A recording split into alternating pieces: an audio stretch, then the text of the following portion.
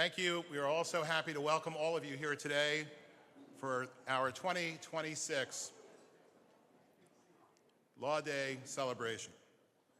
Each year, the American Bar Association encourages the recognition of May 1st as Law Day, a time to promote respect for the rule of law and cultivate a deeper understanding of the legal system.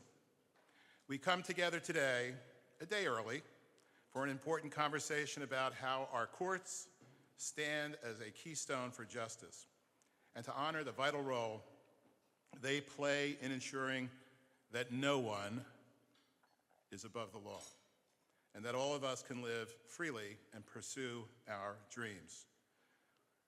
I want to thank our sponsors and partners who've made today's program possible.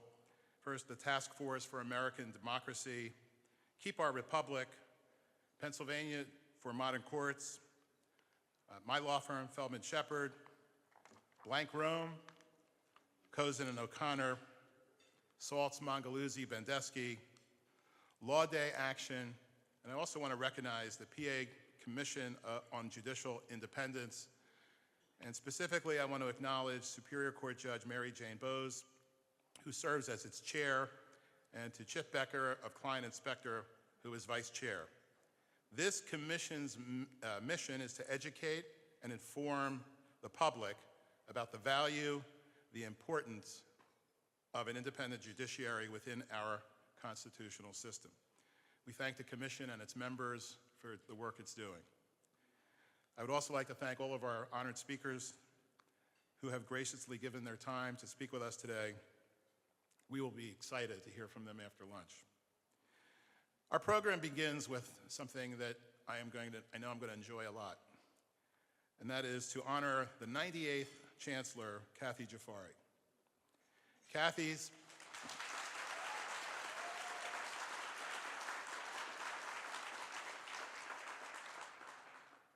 Kathy's tireless work last year, and obviously the many years leading up to last year, but last year in particular, she worked hard to meet a difficult moment in our nation's history with principled, strategic advocacy and tangible actions in the defense of the rule of law. I remember Kathy and I talking a year ago before Law Day when the world was really upside down. What are we going to do? And we both said, Kathy first, and I had the 7-second WIP delay, let's have a rally. And I don't think any of us will ever forget that rally. Over 400 lawyers outside City Hall, retaking the oath of being a lawyer. The public, our legal community saw it, the public saw it, and the nation saw it. And that's credit to Kathy for spearheading that amazing day. I want to talk a little bit personally about Kathy. It's been said by a few people, one of them being the author Roy Bennett, that followers tell you what you want to hear. Leaders tell you what you need to hear, and that's Kathy. Kathy does have a lot of followers, but Kathy's done more than that. She's embodied the greatest attribute of leaders. Ralph Nader once said it, great leaders create more leaders. That sums up Kathy. I am proud to say that I am Exhibit A. Serving under Kathy as Chancellor-elect, I was honored to have a front row seat. And let me tell you, I learned a lot. Kathy, thank you for your many years of service to the Philadelphia Bar Association and our legal community. So if I do well this year, she gets all the credit. If I don't do well, I get the send me the email. Now, I thought you would all appreciate the reflections of someone who worked very closely with Kathy for a number of years, and that is our immediate past executive director, Harvey Hurdle, who crystallized Kathy's achievements. And I quote, "I'm sure most of you remember the shock and horror of the first few days of January 2025 and the onslaught of executive orders attacking DEI, law firms, and the rule of law. Under Kathy's courageous leadership, This association was among the first bar associations in America to speak out and take action in support of the rule of law. As she promised our members on January 28th, a week after the inauguration, Chancellor Jaffari committed to us that all of our bar association would stand up for the values of this association that it has always upheld. And from that day forward, we, under Kathy's steady leadership, continue not only to speak, but to act. Under Kathy's leadership, we met the moment by doing what she always said, convening and leading, most notably in joining amicus briefs in support of law firms under attack. And don't think there was a long line of other associations behind us that were, cheering us on. We were frankly alone, with few friends. I do remember a great Zoom conversation with the bar associations who did want to step up, and they should be mentioned. San Diego, Washington State, Chicago, New York City, Boston. And they gave us encouragement, and we reciprocated as well. Kathy's leadership, and I call it courageous leadership, was a beacon of light in a sea of darkness when so many associations, as I mentioned, but also organizations and individuals were too intimidated or lacked the courage and conviction to speak out. We are grateful that Kathy led the organization during that turbulent time, and I end with end quote from Harvey Hurdle. Congratulations, Kathy. Thank you for always telling us what we needed to hear. Most of the time for me it was private, so that was helpful. You have been an amazing leader, and last year, under your leadership, we joined with other groups of legal professionals from around the country to retake the attorney's oath, kind of like when husbands and wives and life partners recommit themselves to each other. That day, we recommitted to our profession, to the values of our profession. And we did that, of course, to reaffirm our commitment to upholding the rule of law at a time when it was under threat. We reflected then on the importance of continuing the fight for equality and justice for all. This year, groups in cities across the United States are gathering for Law Week and Law Day to once again retake the oath and create a visible symbol of our fidelity to the rule of law, a recommitment, a re-engagement. We will do so now, and we are proud to have the Honorable Daniel J. Anders, Administrative Judge of the Trial Division of the First Judicial District, here with us to administer the oath. Your Honor, Judge Anders, please come forward.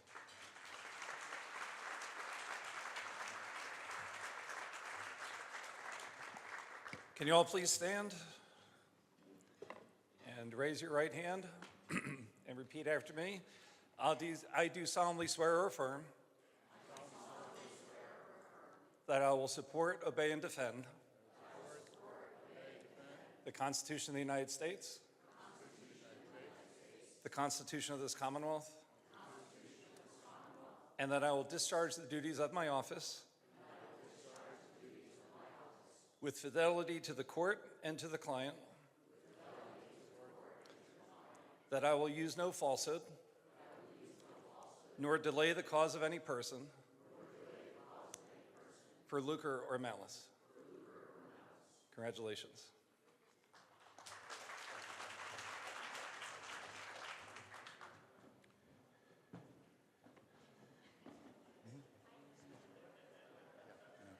I'd like to call upon Kathy to respond to our introductory remarks.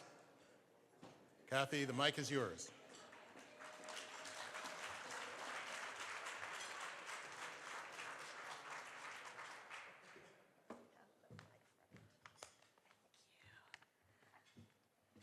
I learned on Law Day that I have to move this down, otherwise you won't see me.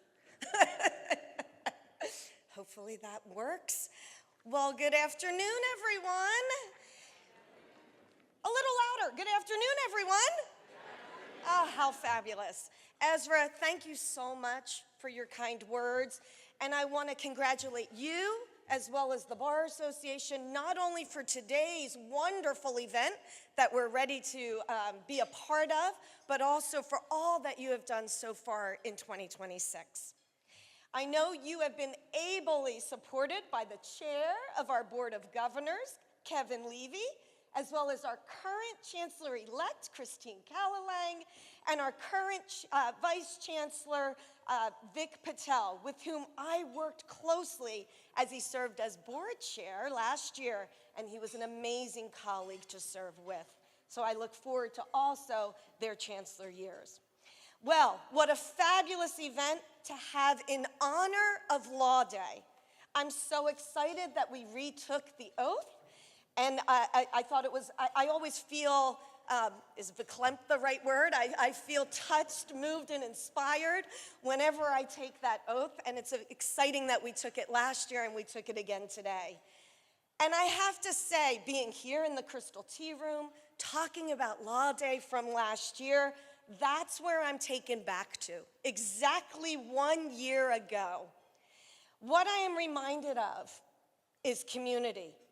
The community that we created together, the bar, the judiciary, and the Philadelphia community at large. It was truly awe-inspiring. So Ezra, thank you so much for taking us back there. It was days like May 1st, 2025, and every Meeting the Moment event, our town hall on immigration, saw Kathy, and our launch of the Innovation Center, our DEI Summit, our Wellness Summit, our hundreds of section and committee meetings, our wonderful bench bar, and all of the other events we held that remind me of the power of you and us, the Philadelphia Bar Association community. We truly are incredible together. You all heard me say over and over again, and you know I mean it to the bone, that it was a privilege to serve as your chancellor last year. While some would say it was an unprecedented year, that is true. We met our mission left, right, and center. Our association continued to carry out its mission to serve the profession and the public by promoting justice, professional excellence, and respect for the rule of law. To be a leader of the oldest bar association in the country, and I know that incredible table of former chancellors knows this feeling. This bar association, incorporated in 1802, yes, more than 220 years old, almost as close as our celebration this year for the 250, is truly an honor. It's true that 2025 was one of the hardest years I've ever experienced as a professional and as a citizen and a resident in our country, as we struggled to protect the rule of law and stand for our democracy. But at the same time, it was one of the proudest years of my career. Some people have actually said to me, with everything going on, you probably didn't get what you wanted to get done. But that's not true. I did. For those of you who were here back on December 10th in 2024, my only goal was for our members to feel seen and heard and to provide support. And so we did it, and we did it together. The role of chancellor is not one of just one individual. It's not about me. It's about us and community and being there for each other, not just in the good times, but in the hard times. And that's what we did, and I know we will continue to do so under our incredible leader, Ezra Wagelerter. That's what we do as the Philadelphia lawyer. Our system isn't perfect, but we all have the role to protect it. We in this room and all of your colleagues have a powerful voice, a unique voice in the fight to preserve democratic ideals. So I leave you with this. Please keep up this important work. And I say thank you. Thank you for the opportunity to serve my profession. Thank you for the opportunity to lead us in the hardest of times. And thank you for the opportunity to have built so many incredible friendships. And finally, thank you to Cozen O'Connor and my colleagues for all of their support.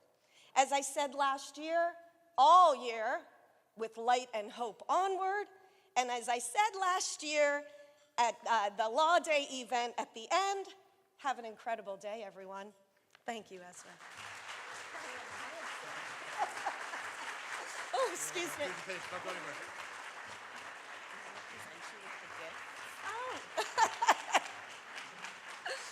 Oh my gosh, it's beautiful. Let me put this down. Oh, thank you so much. Oh, how do I hold this? No, I'll take them. You hold that. Let's get a picture with us in the middle. Oh, left.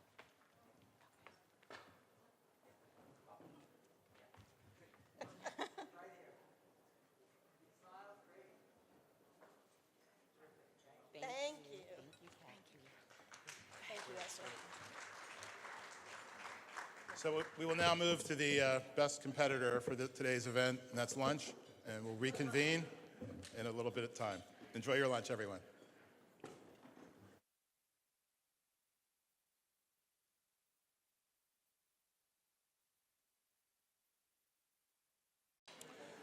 We will now continue with our program and move to the keynote address.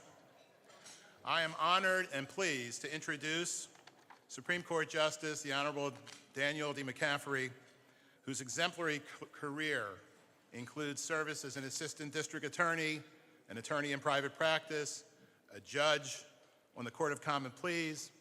He was elected to the Superior Court in 2019 and was elected to the Pennsylvania Supreme Court in 2023, where he continues to serve with great distinction.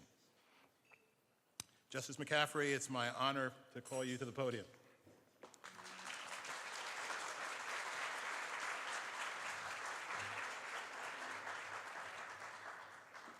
Thank you. Thank you for that kind introduction, Ezra. Before I get started,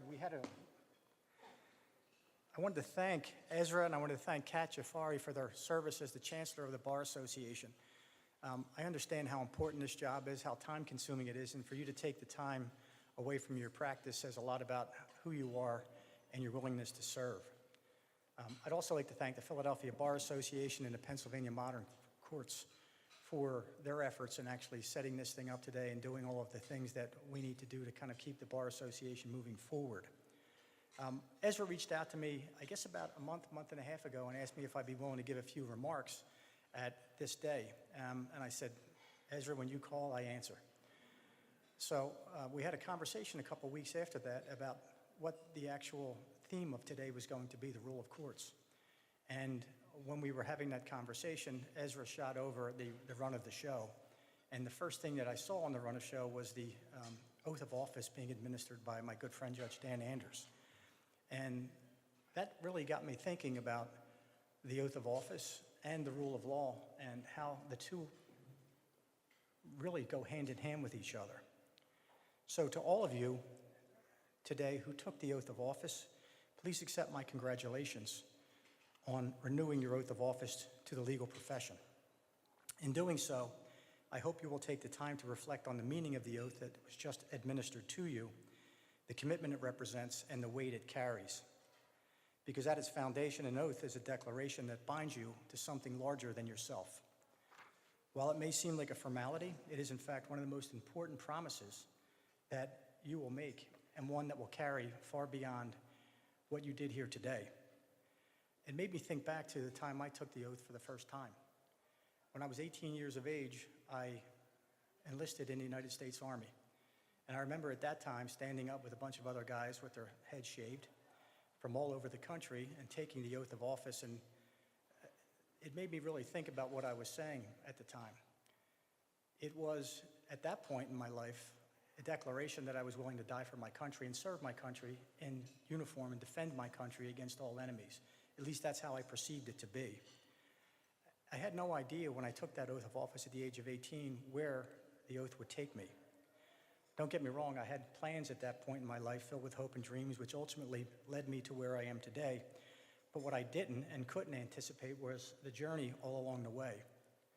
Those pivotal moments during the course of my career where the oath was the one constant and the thing that kept me grounded and connected to the mission in front of me.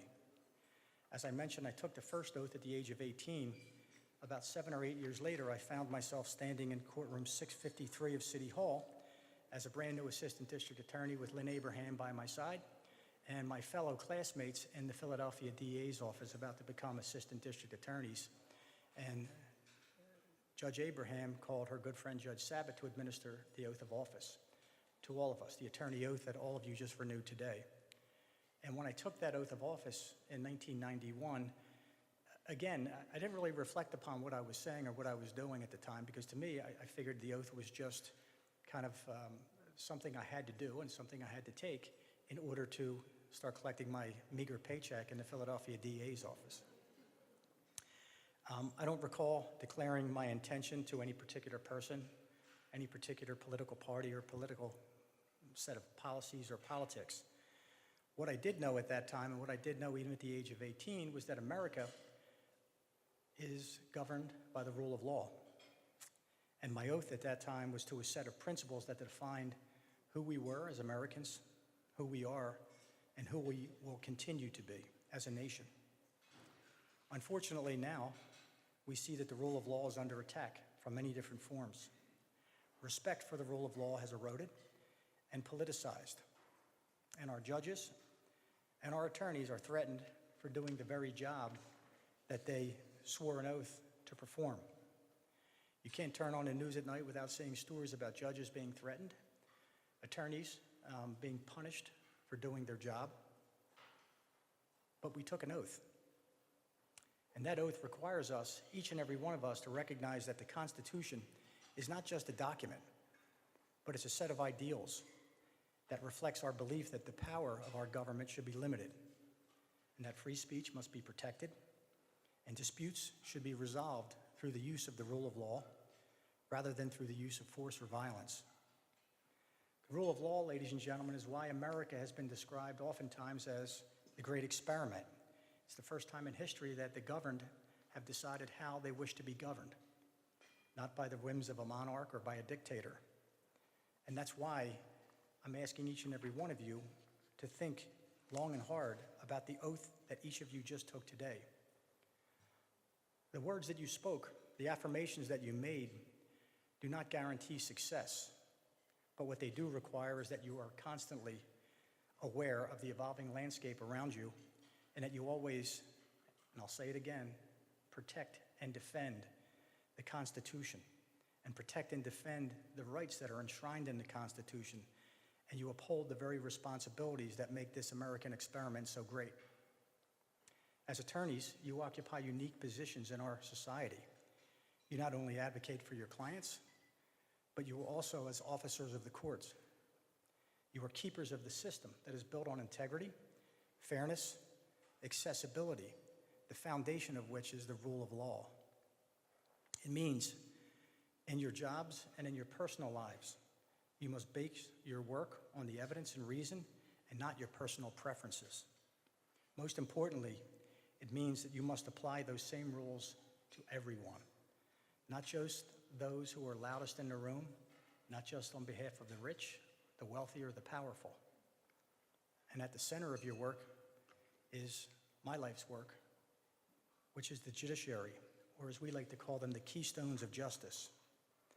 The courts, ladies and gentlemen, is the place where you work, but it's also the third branch of government that holds things together in a world and in a society that often feels like it's being ripped apart. You should be guided by the very thing that has not changed over the course of time, which is that the foundation of our court system is in fact our Constitution.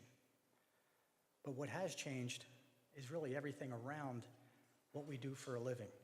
As I mentioned, I took my first oath as a new attorney, as an assistant district attorney in 1991, at which point I was promptly assigned to the best trial judge in the city of Philadelphia, the Honorable Lazarus.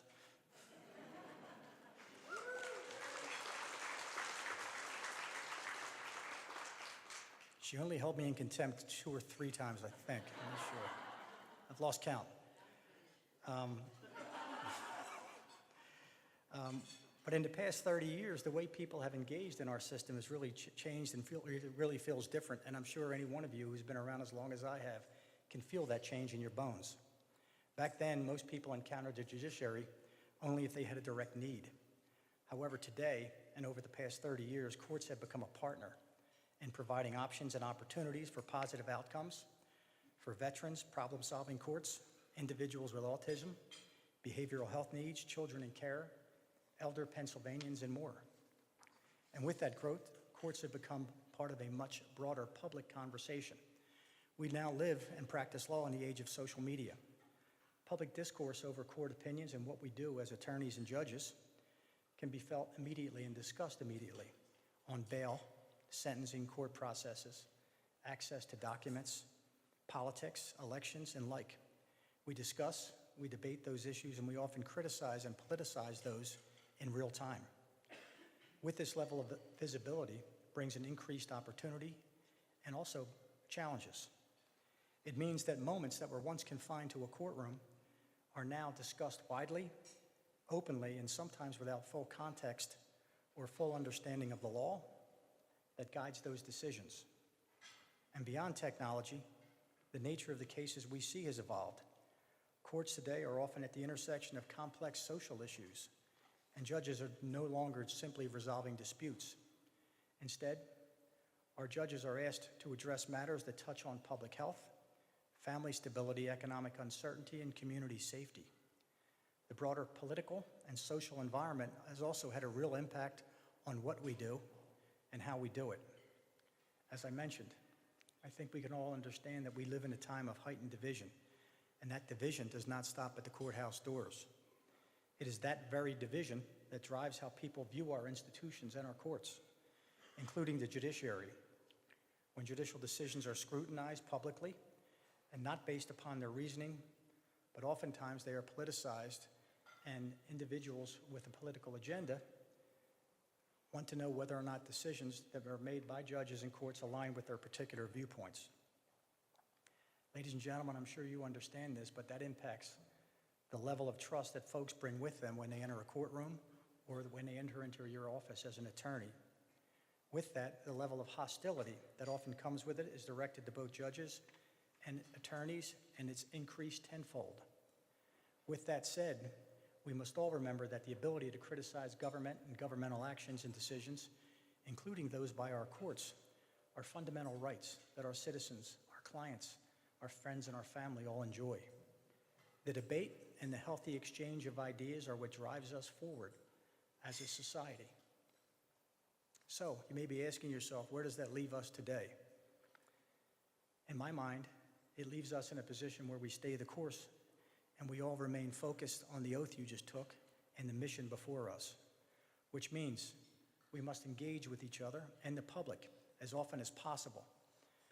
An open and productive discussion which creates new ideas and innovative solutions to even the most complex of problems. This is where those of you who are in this room today who took the oath of office play such a critical role. In a society based upon laws, lawyers occupy that unique position as the frontline soldiers and defenders of democracy. The problems that we face today are not yours to solve alone, but they do open a door for each and every one of you to be part of a foundation which leads to a solution. As I mentioned, as attorneys, we occupy unique positions in a constitutional democracy. We are the protectors and the guardians of the rule of law. It is our responsibility to reinforce an understanding of what the judiciary is, and just as importantly, what the judiciary is not. To explain that the concepts of protecting free expression while maintaining respect for the rule of law are not in conflict, and that they are harmonious with one another. We can do both, and we should do both. As I mentioned, you, as attorneys, are often the front lines. When friends, families have need of an attorney, they're going to call you and ask for your opinions on matters of public opinion, on matters of the law. You are the voice of our democracy, and your voice must proclaim that our legal system can withstand criticism and be built on various perspectives, but be supported by a necessary level of civility and strengthened by a commitment to facts and reason. Moving forward, as you leave here today, your words and your actions and your choices will reflect how others see, feel, and interact with the law. What you do and what you say will have a profound impact on whether the public believes that the justice system is working for them or, as is often the case, is working against them. There may be times in your future, in your career, when you feel every bit that the weight of upholding and defending the Constitution. And there will be also moments that will reaffirm your faith, hope, and trust in our system. And despite all of these challenges, I remain optimistic about our future and the future of the law. I've seen firsthand the dedication and commitment of fairness that has not wavered from judges under threat, from lawyers, from court staff, despite these challenges that we face on an almost daily basis. So as we mark this moment in time together, if you take nothing else from our time together and from my remarks, please understand this. Take your oath seriously. Think about it. Revisit it from time to time and let it guide how you approach your work, how you interact with those around you, and how you perceive your role in our legal system. Because, ladies and gentlemen, at the end of the day, the Constitution will not protect and defend itself. It relies on the very people in this room who are willing to stand behind its principles and its foundations. And I'm not simply talking about our professional responsibilities.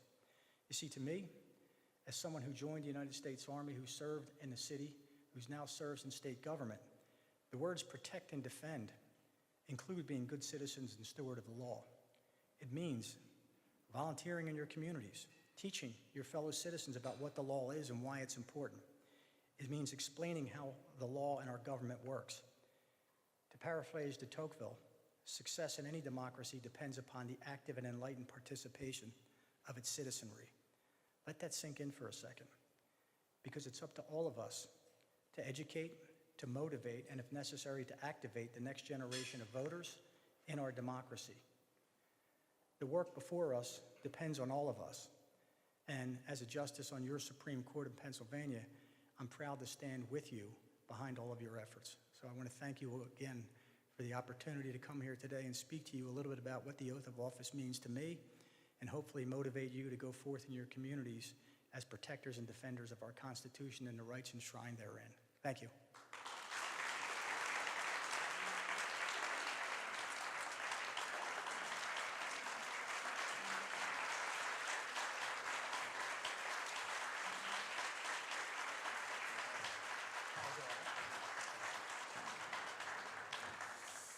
Thank you, Justice McCaffery, for your inspirational remarks.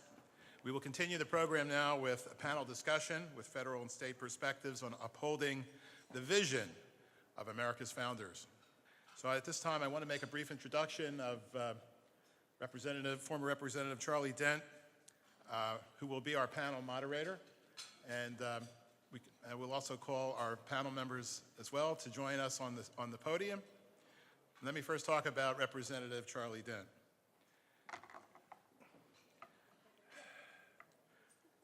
Representative Dent exemplified the work ethic of a lawmaker who reached across the aisle. They call them moderates.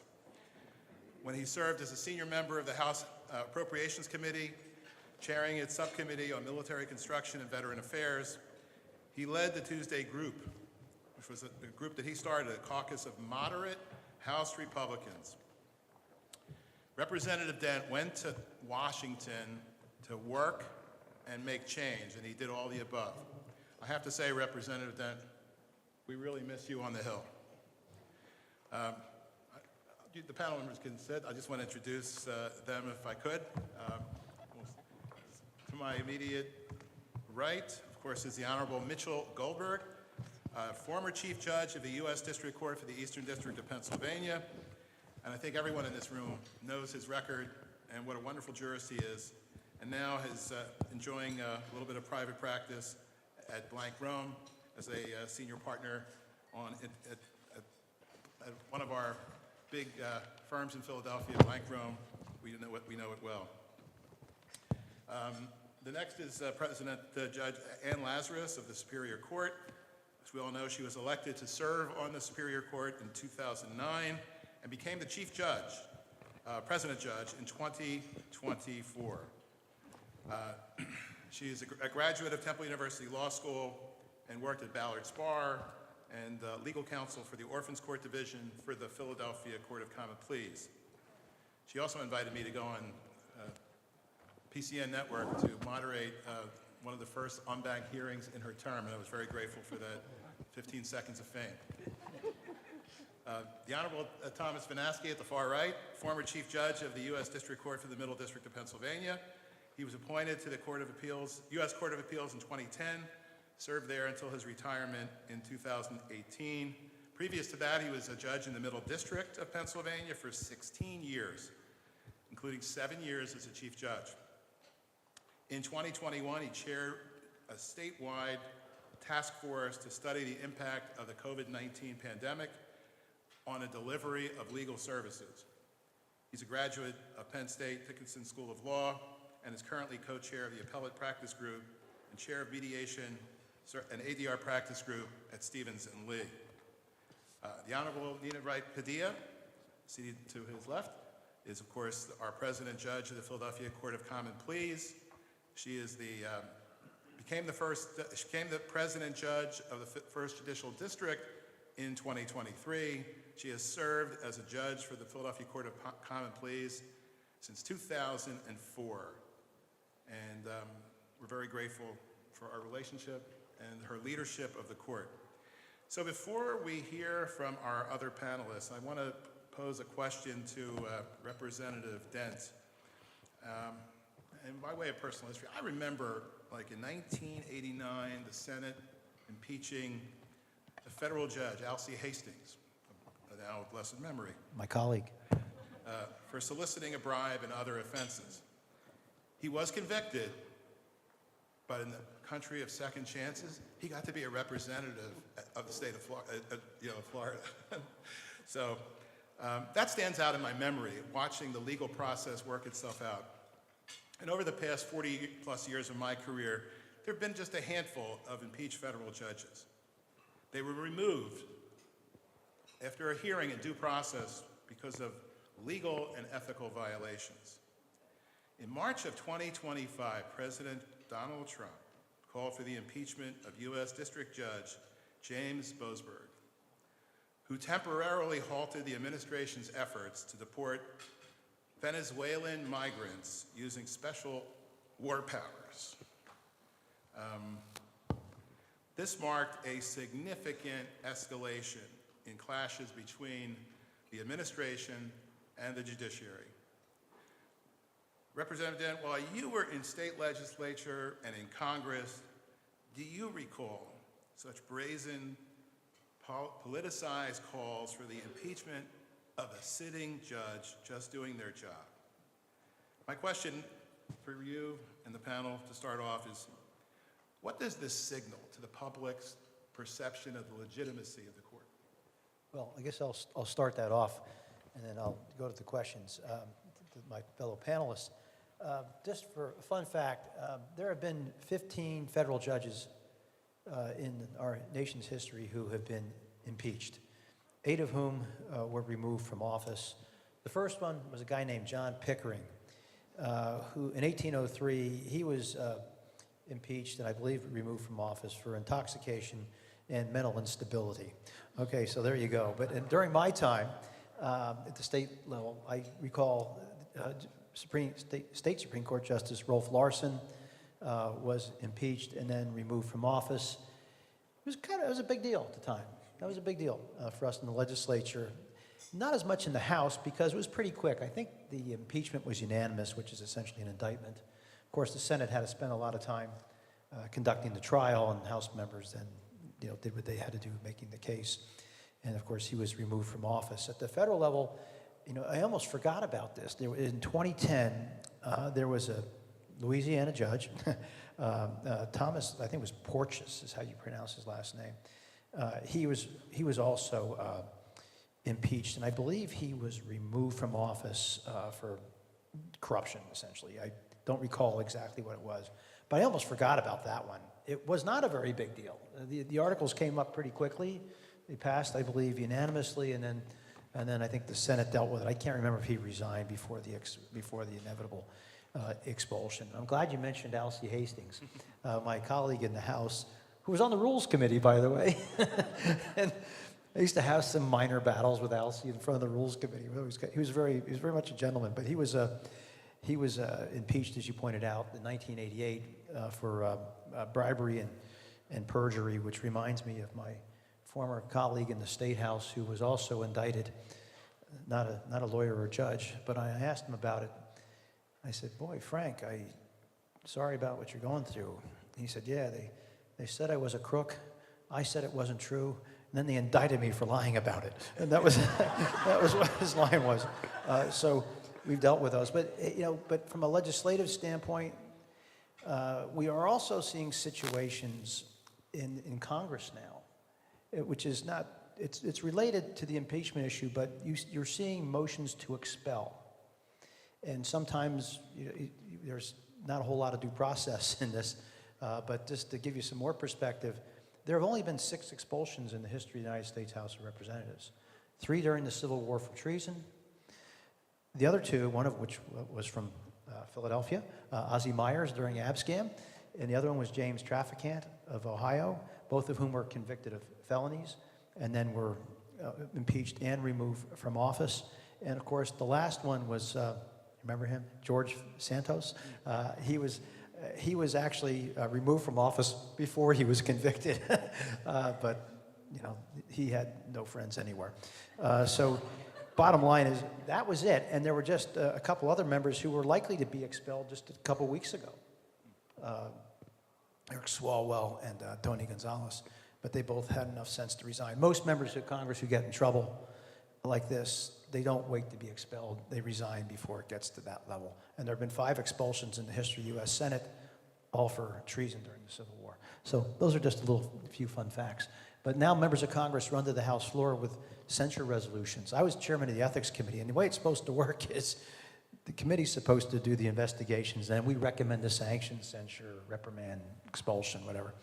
And it's gotten to the point now where somebody just like I think it was last year, went to the House floor, moved to censure a colleague, it was kind of dubious, but in the censure resolution said this individual should be censured and the Ethics Committee should investigate.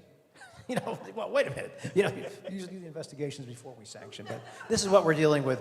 And but it's the answer to the question. But I think I'd like to pose that same question to my fellow panelists who are judges. And how does this affect how you do your work when you hear about impeachments of Judge Boasberg, which was obviously politically motivated? What do you think about all this? Well, I feel like I should make one thing clear and clear of the air. I did not leave the bench because I was impeached. Well, this talk is making me nervous. That's not why or about to be impeached. Or about to be. Thank you for that add-on.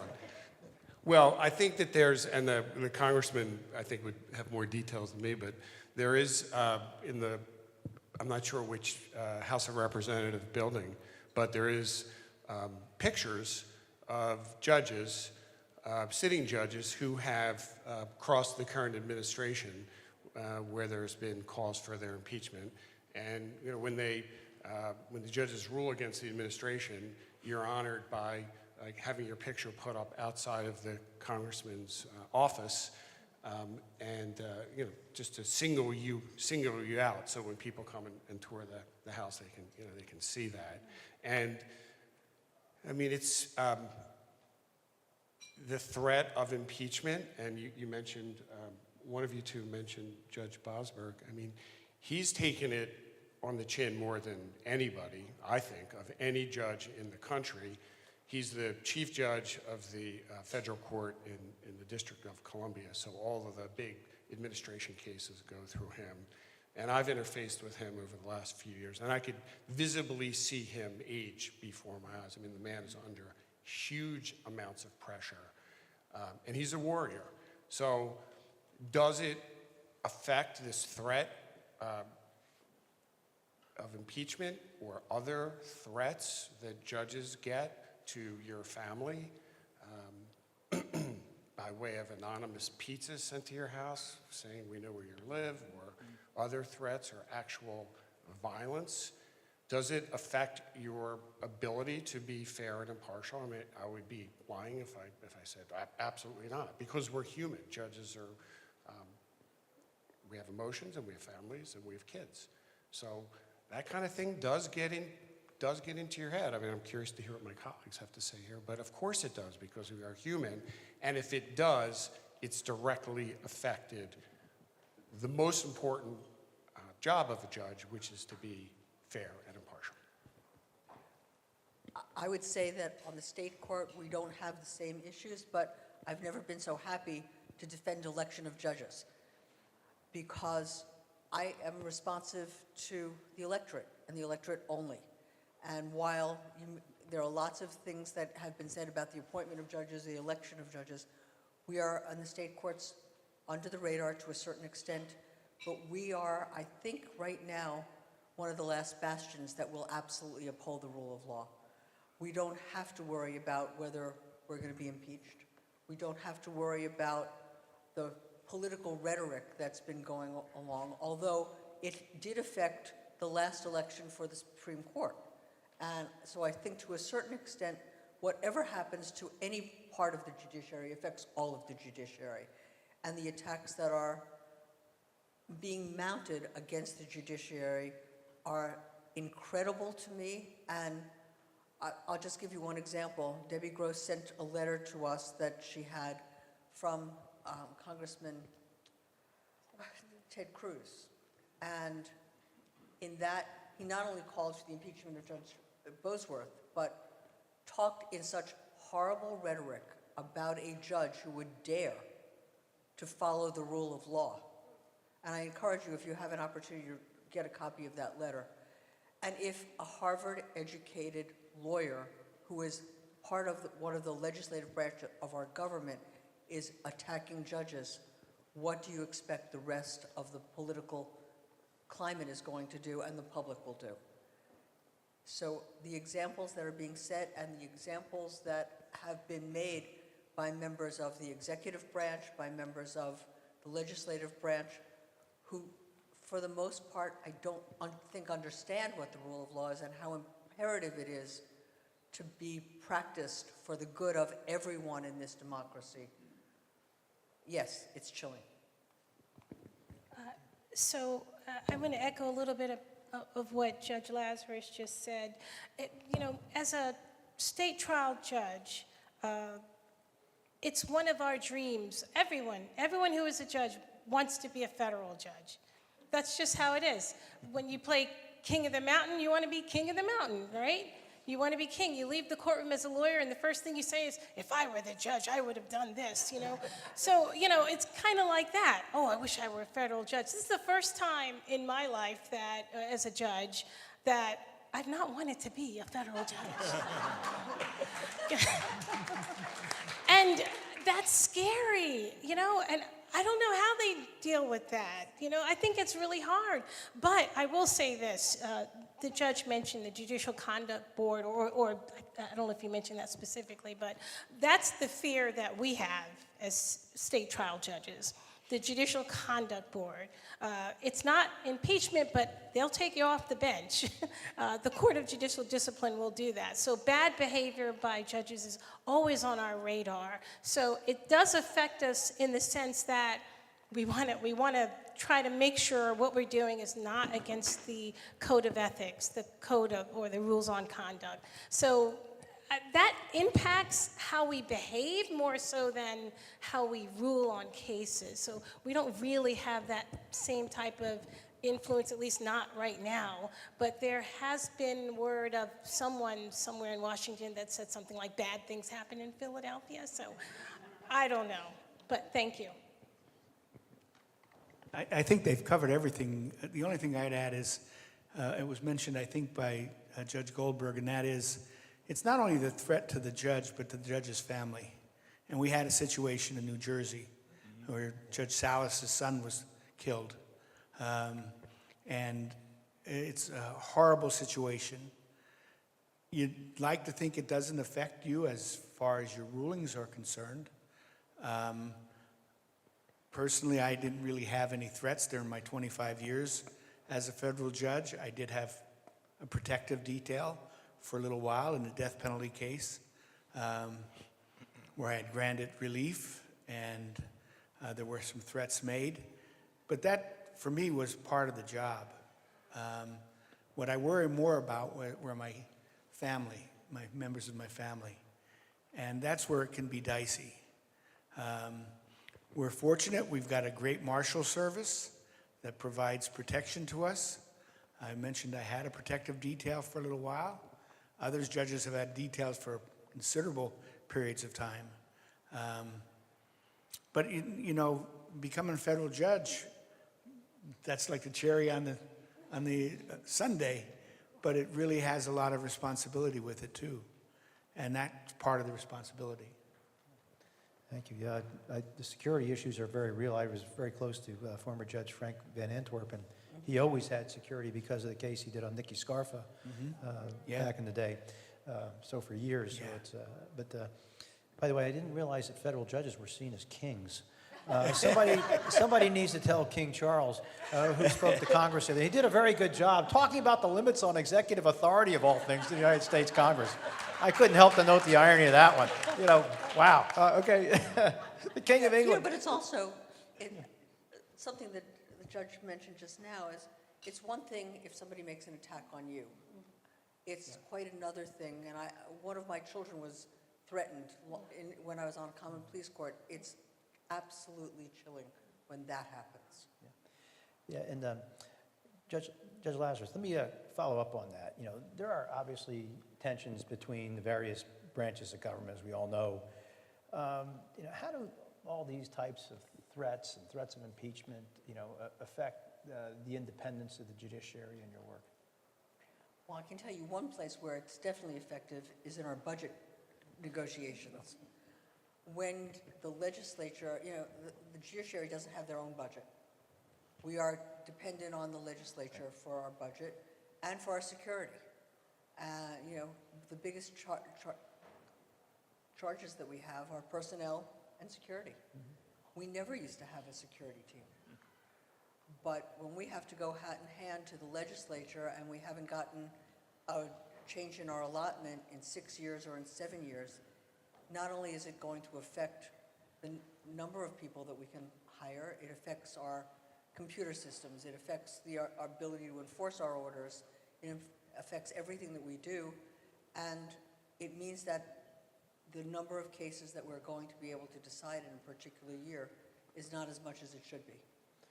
Yeah, and if I could ask Judge Wright Padilla to follow up on that about, you know, the role the county governments also play in funding the judiciary. I was served in the state legislature, and I was very familiar with how we funded the courts. Or didn't. Or didn't fund the courts. Yeah, I know, it was messy. It was quite I messy. can't comment on a lot of things, but that I can comment No, on. it was messy, and of course, the counties have a role. And I should note, too, by the way, I've noticed, too, many more members of Congress have security details as well. I mean, individual members, always the leadership, the speaker, the majority leader, whip, minority leader had security. But other than that, none of them did. Now, it's quite common to see many of them walking around with security. But Judge Wright Padilla, do you want to talk about the county's roles in this? Yeah, so the shortfall on the budget is always a problem and an issue, and I testified before City Council yesterday about that shortfall. But with respect to the budget, so everyday people come to court every single day for various reasons. They come for, I wrote down some things here: eviction, debt collection, child custody, domestic violence, criminal justice, and much, much more. And even in the space we're in right now, if you think about it, this was the old Wanamaker building. There was liquidation, there's zoning enforcement issues, court compliance with code enforcement. And there's no question that our budget is impacted by what goes on, because it has to do with technology that's available to us in the court, even resources and supplies that we have. But all of the things I just mentioned are so important for everyday life that we still have to dish out justice. We have to hear these cases. Maybe this is not helping the cause for the budget, but we definitely still have to work despite the budget. Someone once made a quote that I wrote down: "Do not let the insistence of achieving perfection be the enemy of the good." I think that's right on point. We want to do what's right. We want to do good things. Having the money we need for supplies, for security even, for staffing, that's all important. But we're still going to do what needs to be done and what we have to do for the public good. So, Yeah, just one thing on that. When I was in the legislature, I remember one of the chores that we had was to provide for additional judges for all the counties. That was always quite an exercise for us, you know, which counties were going to get new judges. I want to go to Judge Goldberg, if I could, as we continue on this theme of the tensions between the various branches of government. Could you speak to the federal courts budget and how we fund federal marshals and your experience with the whole budget process for the federal bench? Sure. So I'm not a numbers guy, and I never really got into the numbers, but clearly the budget for security of the United States Marshal Service is way, way, way bigger than the security budget for state courts. And the safety issues, I won't speak for the state courts, but I always felt very, very safe in the federal courthouse.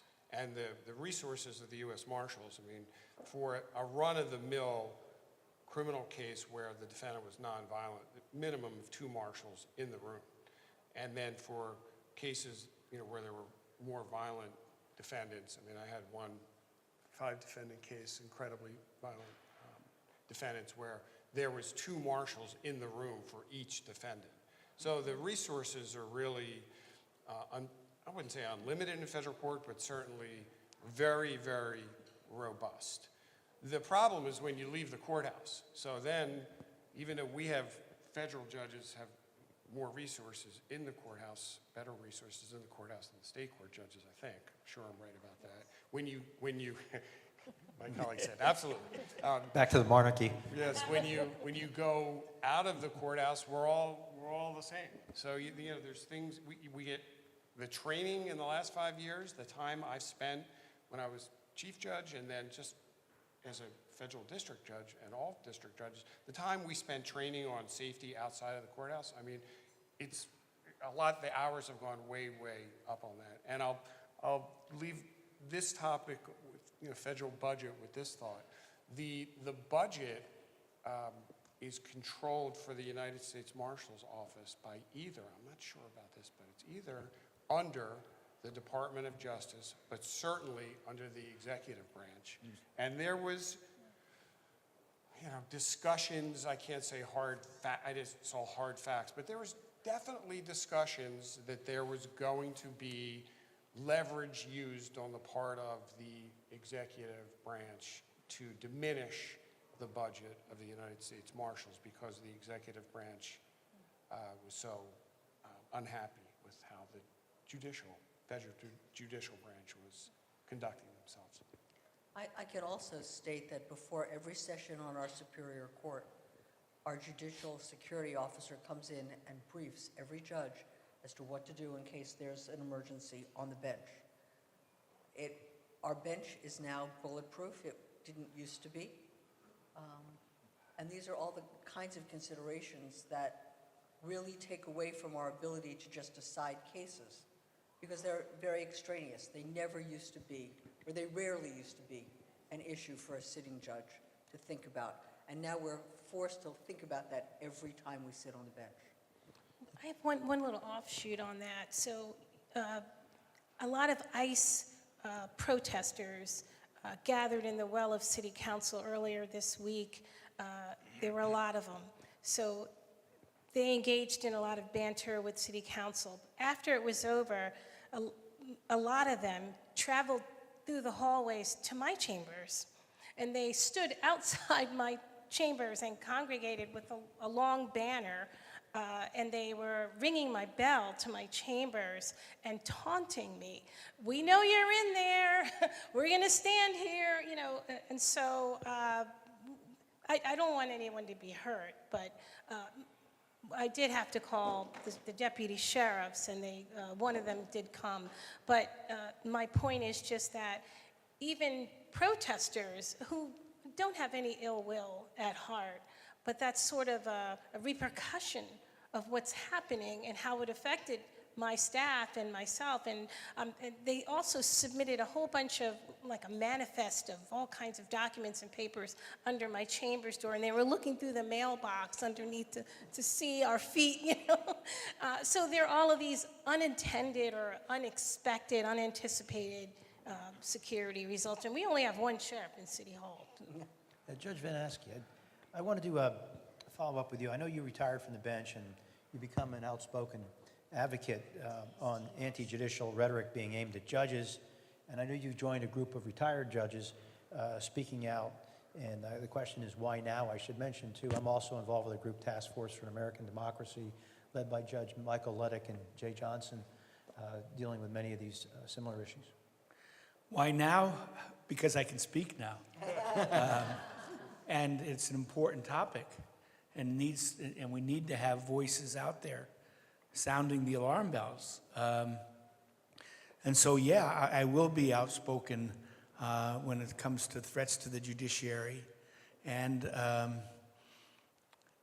hope my voice gets heard. I hope the voices of the others gets heard. I'm with a group called Keep Our Republic, which is intended to foster our country and the principles of the Constitution. It comes from a statement from Benjamin Franklin, asked after the Constitutional Convention, what kind of government are we going to have?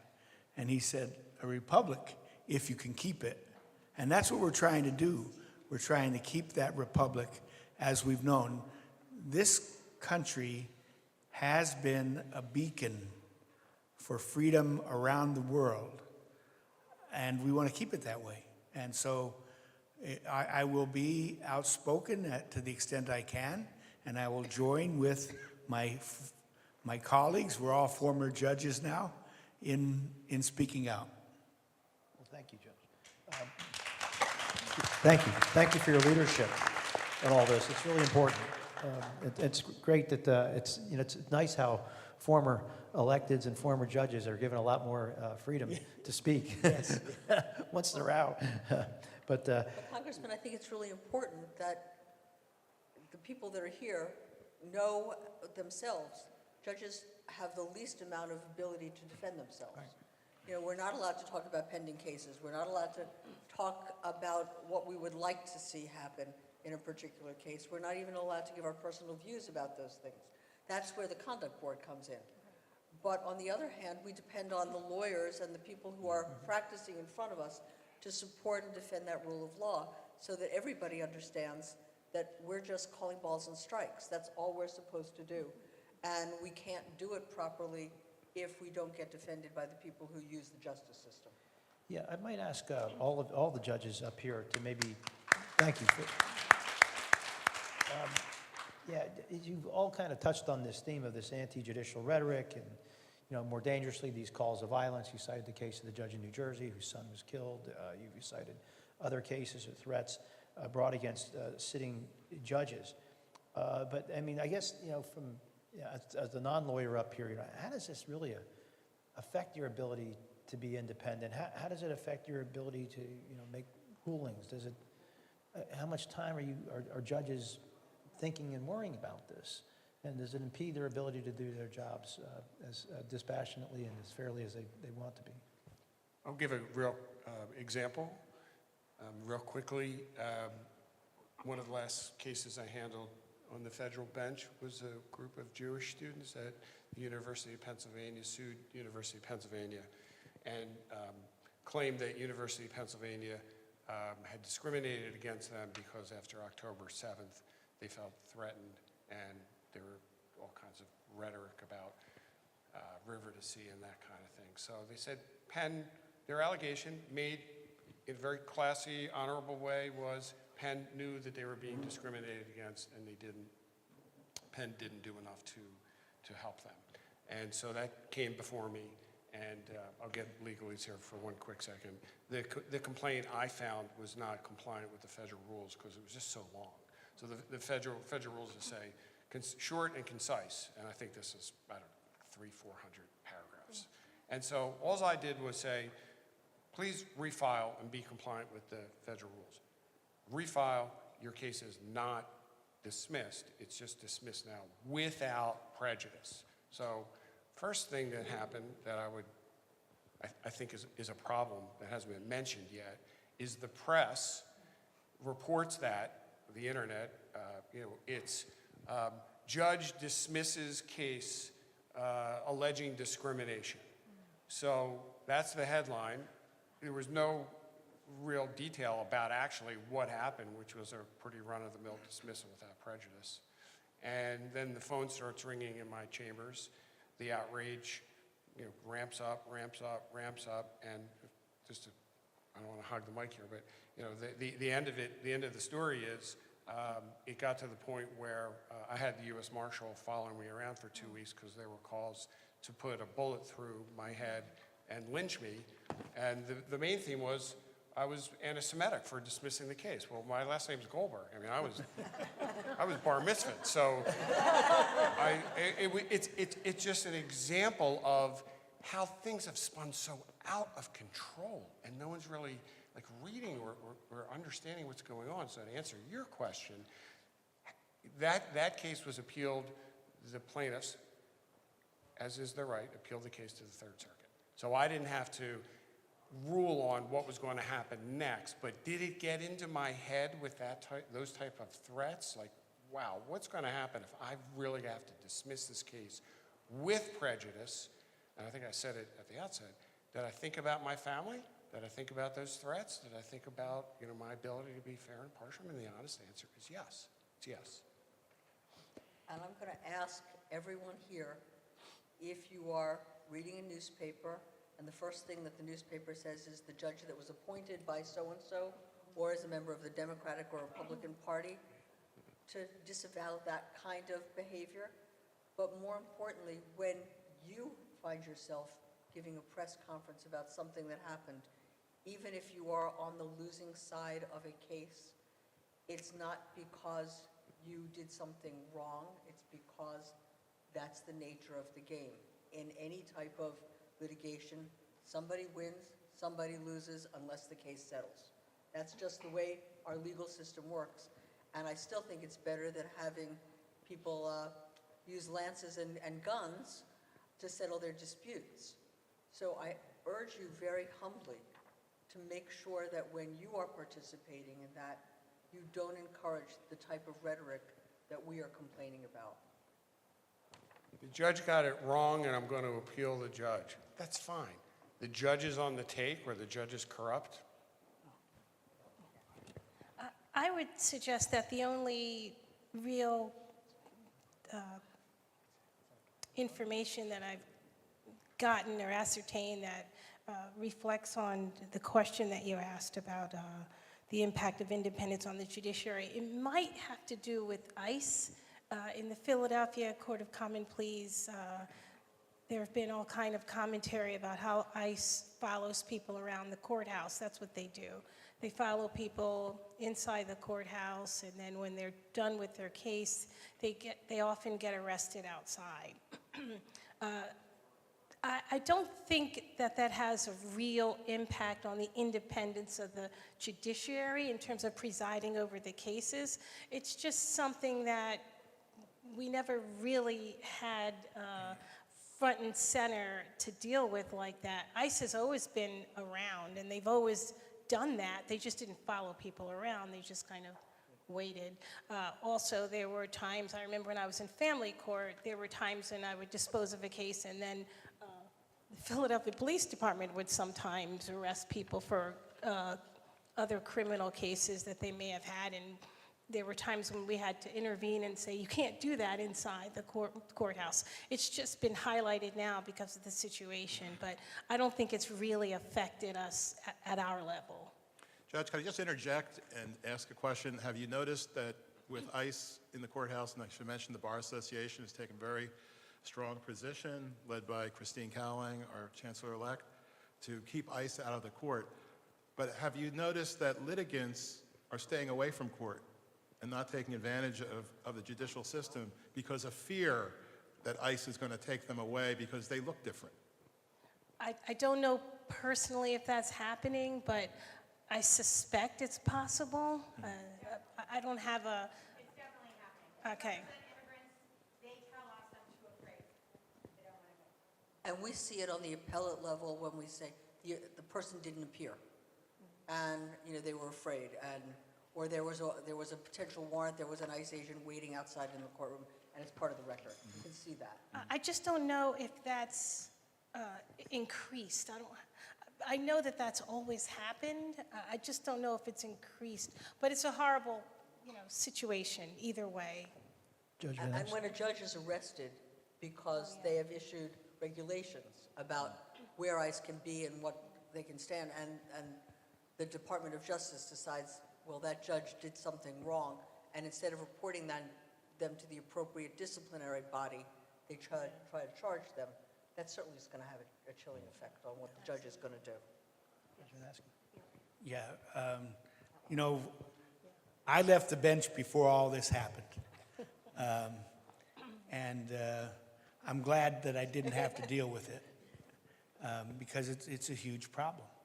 And it certainly can chill the independence of the judiciary. And, independence isn't about being free to make whatever decision you want to make.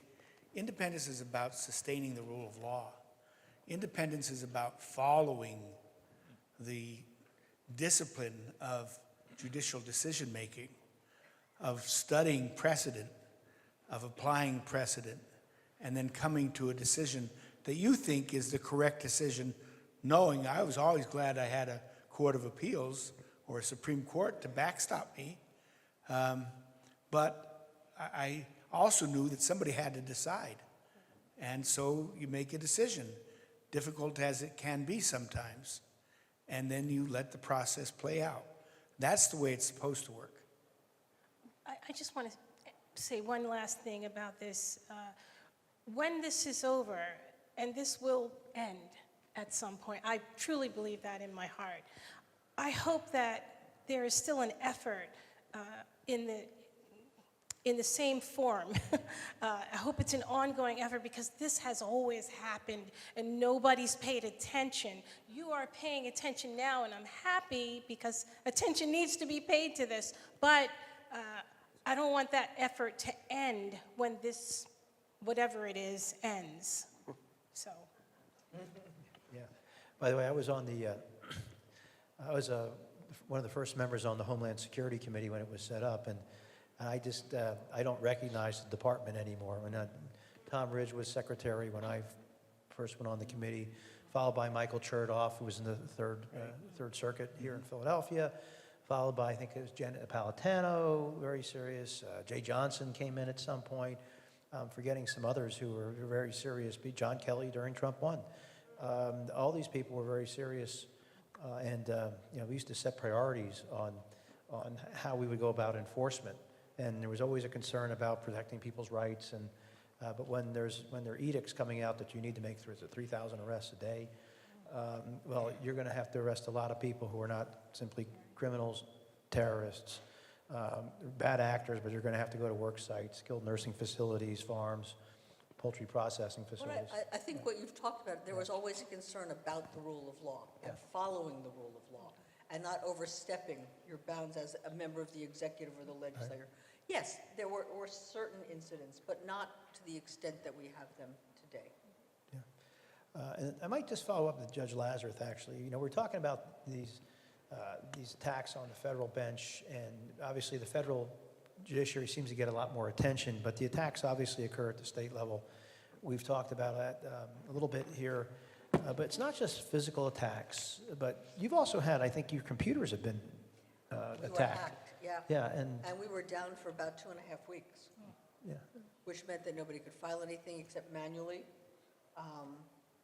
And we have had to spend a lot of time and effort on our computer system to reinforce it. It costs a lot of money to do that, and when your budget stays stagnant, something has to give. And if, in this day and age, if your computer system is down, you can't function as a court, pretty much. And we tried.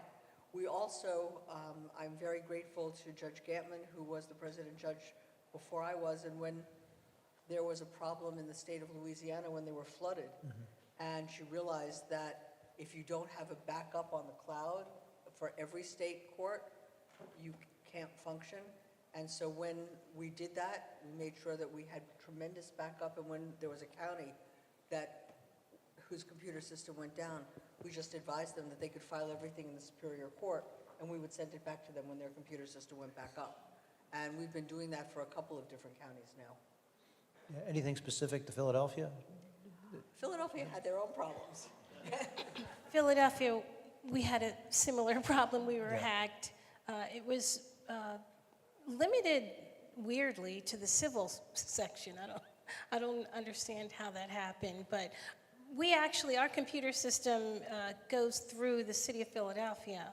So it was very targeted and refined. What we had to do in civil, I was a civil judge at the time, we had to have a schedule of time, 2-hour windows, and we had to walk over to the criminal building, the Stout Center, and use the computers, and then come back. So everyone on the staff, including the judge, would have a limited amount of time on the computers. But that sustained for a bit. That was a while.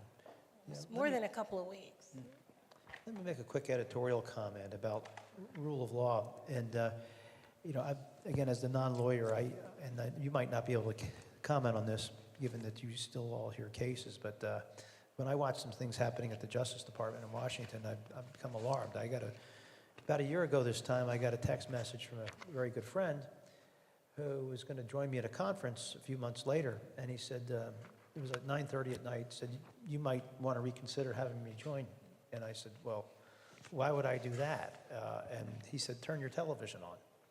He did when the President of the United States was signing an executive order saying that this individual, Chris Krebs, who ran Cybersecurity Information Security Agency, should be investigated. You know, for what? I don't, you know, he declared the 2020 election was safe and secure. He was fired by tweet like 5 minutes later. And, you know, I got back to him, I said, no, you're still invited to the conference, you're part of it. It's nonsense. But I thought I'd never see something like that in my lifetime. And feel free to comment if you're allowed to. The Department of Justice and the U.S. Attorney's offices, and I'm a proud alum of the Eastern District of Pennsylvania, those law firms, if you want to call them law firms, they've been decimated. I mean, it was impossible to get a job there, and now the U.S. Attorney, I know here in Philadelphia, he's like, send me some good people. So why is that? I mean, one of the best, most respected, most honorable law firms in the country, the Department of Justice, is now, can I go this far, Judge? Is now, I think, one of the least respected. Well, yeah, this strikes me as the non-lawyer. I never see this. Let's talk a little bit about combating misinformation. You know, we got a lot of lawyers out here who can help in this moment as well. But what do you think? And this is to all of you on this panel. You know, how should we combat this misinformation about the judiciary without endangering you, the judges, and what do you all think our friends here in this room, the lawyers, can do at this moment? First of all, whenever you talk about the judiciary, it would be helpful if you did it with respect. If you go into the community, and I hope you do, if you go into schools, at least talk about 3 branches of government. I would venture to say that most students don't even know that there are 3 branches of government. And probably most voters don't know either. And that's really quite a problem because no civics education is being taught as part of a curriculum in the schools. So we have to fill a void. I know that there are programs like ACE, and I know that there are programs like Penn Court, and some other programs. I know Judge Rendell has been very active in doing some of that stuff, but it's not enough. As a legislature, maybe it would be great for the legislature to encourage civics education again in the education department. But anything that you can do that raises the idea of the fact that there is a judiciary, that judiciary is there based on the rule of law, and that they're there to uphold the rule of law would be helpful. I can suggest that the Philadelphia Court of Common Pleas has revised a program known as the Judicial Ambassadors program, and so the judges go out into the community and talk to different community groups. It's mostly civic organizations or and also some religious-based organizations, believe it or not, schools, really anyone who asks. It's very similar to what Pennsylvanians for Modern Courts ends up doing, or what we end up doing is very similar, because we answer questions about the judiciary and how we function, how we operate. We're really careful not to talk about individual cases, of course. You can go to the FJD website. There's a link there for the Judicial Ambassador Program. We vetted a little bit to see what your program is about, what your organization is about, and then we come out. Usually we come out in twos so that it's not just one judge, just for security reasons, I suppose.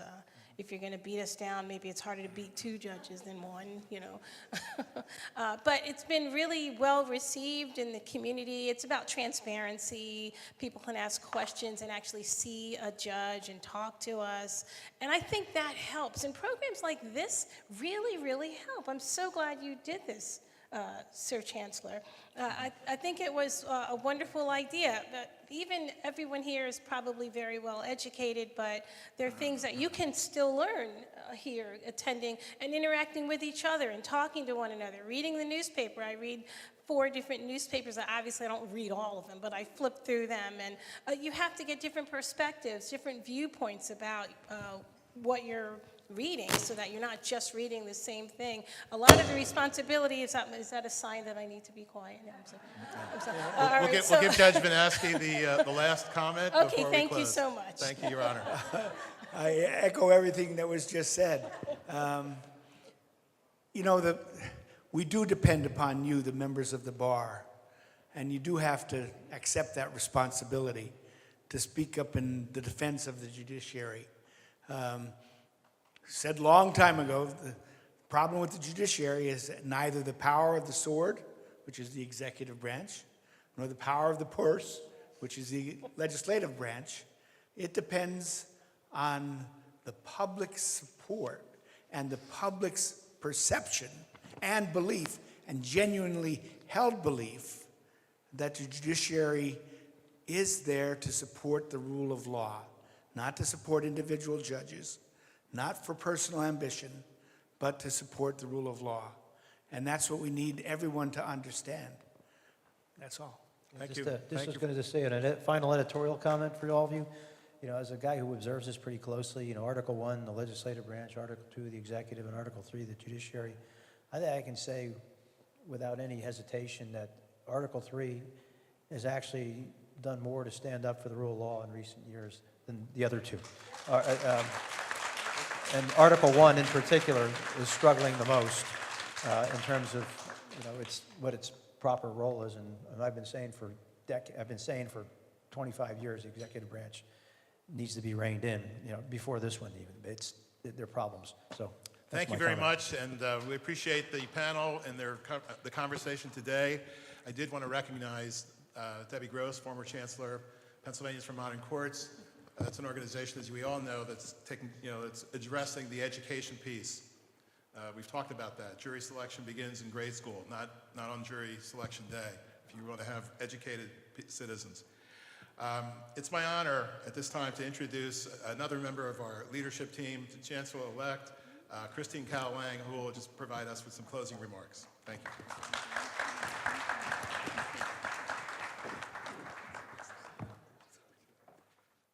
Good afternoon, everyone. Thank you for hanging in with us. And thank you very much for Ezra for your kind introduction. Congratulations to Kathy for her great work as 98th Chancellor and the great work she continues to do. And thank you so much to our wonderful panel. Thank you to Justice McCaffery. Thank you to Judge Lazarus, Judge Wright Padilla, Judge Anders, Judge Goldberg, Judge Vanaskie, and the Honorable Charles Dent for your wonderful and inspiring words. We appreciate that. Can we have another hand for our panel? And I'd have to thank Debbie again. Thank you, Debbie, for all your work on this. Thank you also to our association staff and our executive director, Christy Jones. As we close out our Law Day celebration, let's just take a couple seconds to reflect on our Law Day theme. This year, it is the rule of law and the American dream. So with all the discussions today, what does the rule of law mean? Our federal courts define the rule of law as the principle under which all persons, institutions, and entities are accountable to laws which are, number 1, publicly promulgated, number 2, equally enforced, number 3, independently adjudicated, and number 4, consistent with international human rights principles. So when you consider this, the rule of law, and you combine it with the American dream, what does that mean to you? I think it could have a lot of different meanings to you. It could have a lot of different meanings to me and our families.